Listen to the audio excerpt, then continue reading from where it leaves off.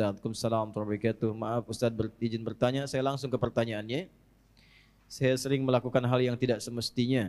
Saya menyadari akan hal itu salah. Namun lagi-lagi saya melakukan kesalahan atau dosa tersebut dosa tersebut. Terlebih susah dalam mengendalikan syahwat dikarenakan pengalaman buruk yang pernah saya alami di waktu sebelumnya. Apakah saya masih diberikan kesempatan untuk memperbaiki semuanya Ustaz? Quran surah keempat An-Nisa di ayat yang ke-17. A'udzubillahi minasyaitonirrajim. Bismillahirrahmanirrahim. Innamat taubatu 'ala Allahi lilladzina ya'maluna as-su'a bijahalatin tsumma yatubuna min qarib. Orang-orang yang mau kembali kepada Allah dengan taubat itu, maka lakukanlah ketika ia sadar ia salah, segera taubat. Ya. Jadi taubat itu jangan ketika Anda kerjakan, misalnya terjadi lagi Anda simpulkan enggak diterima. Jangan begitu. Maksudnya terus taubati sampai di titik Anda menyesali itu. Jangan berhenti. Ya. Makanya disebutnya dengan tawab.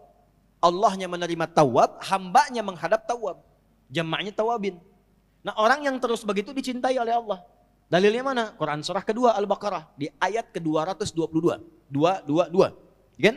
Innallaha yuhibbut tawwabin. Innallaha yuhibbut tawwabin. Allah sangat mencintai orang-orang yang terus bertaubat. Salah, taubatin lagi. Salah, taubatin lagi. Salah, taubatin lagi. Sampai kita merasakan titik jenuh dalam bermaksiat dan kembali kepada taubat.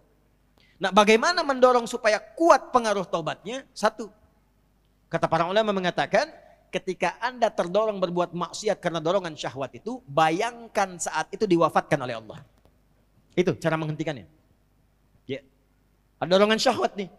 Ya. Ketika akan terfikir untuk melakukan, bayangkan, rasakan bagaimana kalau diwafatkan saat itu. Nah, itu akan menghentikan seketika. Ya, seketika itu akan berhenti. Nah, setelah itu bagaimana? Cari suhbatus sholihin, bergaul dengan orang soleh yang menghindari lingkungan tadi. Ya, kalau tayangan, hilangkan tayangannya, ganti dengan yang baik-baik. Bacaan, mulai hilangkan yang buruk, ganti dengan yang baik. Untuk menemukan itu, bergaul dengan orang soleh. Lihat, Anda pelajar di kampus, cari orang soleh. Ya, temani dia terus. Temani, supaya mendapatkan bagian dari kesolehannya. Setelah itu, latihan selanjutnya yang pertama, salat. Karena salat itu kuncinya. Inna salata tanha anil fahsya'i wal. Nah, syahwat itu munculnya dari fahsya. Pornografi, porno aksi, LGBT, kata-kata jorok dan lain sebagainya. Itu dari syahwatnya fahsya.